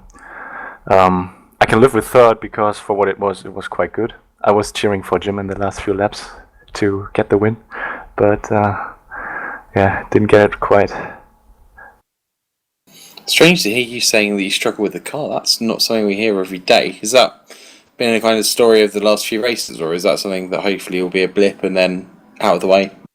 Well, it's actually the story of the season, but in understanding the car we made a bit of progress, but this Magny Cours version and in generally the track I don't think is the one that suits me too well. Just weird to drive for me. I don't know. Do you think the next race being your home race at the Nürburgring, do you think that's going to be more attractive than you're used to? I guess you've probably done quite a few laps there before. I hope so. Well, I was certainly quite sure that the Torrents would be up to pace this race, and from now on they will always be there. If I can win, they can win, in my opinion, because then they grab points from Ruud. Nürburgring in general is an okayish track. It's not my favorite, of course, my home race, so I try my best. I'm quite certain we're going to be better on pace there again. Is it safe to say, do you reckon you've got the championship wrapped up now, or do you think that Ruud's going to keep pushing into your advantage and you're going to take it a bit further on to the end of the season? Well, it's probably going to go on for a bit further. I mean, today in qualifying it was so close. A lot of cars are now maxed out in terms of upgrades, so we will see a pretty close racing from now on. I assume Lee will be in there as well in the next few races when he gets the final engine upgrade and can push as hard as we guys do. So it's going to be tough races, close racing, and anything can happen. So the championship is surely not over yet. Well, he's hoping for our sake it's an entertaining league. I suppose you want a quiet one. Thank you for coming in and spending time talking to us. Lastly, on the list, we have the unfortunate Greek, Mr. Paresis. You must have thought, yeah, no, yeah, no, no, no, no, yes, no, within the space of about 25 seconds. How did that go for you, mate? Yeah, that was something like that. I think you can feel me very well. Oh, you can ask my gas pedal. Everyone who saw my broadcast, my stream, I think they saw how much I pressed the gas pedal after the finish line. Yeah. Anyway, it was a very, very tough race from start to finish. Every lap was had to be perfect lap because Ruud was very fast. Our pit stops, our pit crew are kind of slower than Ninjas, so I've lost every time I lost in the pit stop. And last stint it was everything or nothing. I pushed, I kept my line. I've made my moving pass on last lap, but great side by side racing go with Ruud, of course. But don't know, it was second of the last corner. It's a question mark for me right now. I don't know. I was going to ask you about that move. Do you think there was a bit too much? Are you going to be thinking about protesting, or are you going to be having a look at the footage again before you make any decisions? I'm sorry, I didn't hear you well, mate. Sorry. So in terms of that move that Ruud made on you at the end, Yep. Do you think you're going to protest, or are you going to have a think about it first? Do you think it was kind of over the limit? Okay, I think you asked something about that last move from Ruud because you were like. Indeed, I did. Okay. Yeah. So what I think for the move, it's the question. Yeah. Do you reckon it was one that you need to protest? Oh, I don't know yet. I will check the replay. If you ask me now, I think it was a push, but I can't judge from now. I have to check the replay, and then I will decide what I will do. Going into the last few races of the season, do you reckon you can push for wins for more of the races, or do you reckon it's kind of a special one? Oh, well, I think our car is maxed out at the moment. Is most likely all the cars. So yeah, we have good possibilities for taking wins, as we saw today. And with the right preparation, we can do it. Me and Peter, of course. Looking a bit further. Sorry, I think I need to put my finger properly onto my microphone button. Looking into the future, do you reckon that the next year could be the year for Touring? Do you think you'll be up there challenging Midnight for the championship? Oh, that's our target from the time we entered the GPVWC league. So yes, I think next season we will be closer than this season, of course, and we will fight for the championship. That's why we are here. Well, thank you very much for coming to talk to us, and congratulations on what really was an absolutely amazing, hard-fought race. Thank you. Yes, go have a beer, do something, put your feet up. I think that's the same for all of us. It's been it was a slow cooker burner. They were sitting there lapping all very close together, and I was like, come on, someone get on with it. And then it exploded and ignited into some kind of filth fest of overtaking parties and all kinds of shenanigans. And that's what we love about sim racing, and that's what we love about lots of things. So, Fabaroo. Thank you very much, as ever, to Simon Maluish, who is Mr. Cameraman Extraordinaire, and as ever keeps this show very much on the road and not in the gravel or the barriers, which is where half the field ended up today. As ever, thank you very much to Ollie as well. Pleasure, as always. Always a pleasure, never a chore. Thank you for having me, and thank you for listening. Awesome stuff, and look forward to that bear hug, but I think we better do that one off air. I think probably it will be safer, yeah. Not for you. And yes, we will be back for the old German one. We're off to the Nürburgring. 29th of August will be the Super League one, but don't forget there's plenty of action because we've got Formula Challenged, where you will see me and Ollie literally challenged trying to get round that circuit, and occasionally you'll see us either in the gravel, in the barriers, or just when the blue flag's waving, because we only like to make token appearances on that. That'll be on the Tuesday, the 27th. Then obviously you've got Super Cup on the 28th, which is rip-roaring success. And then we'll be back, and I will have someone else slinky beside me for that one. Look forward to joining you all. Take care of yourselves and each other in a very Jerry Springer fashion, and we'll see you soon. Bye for now.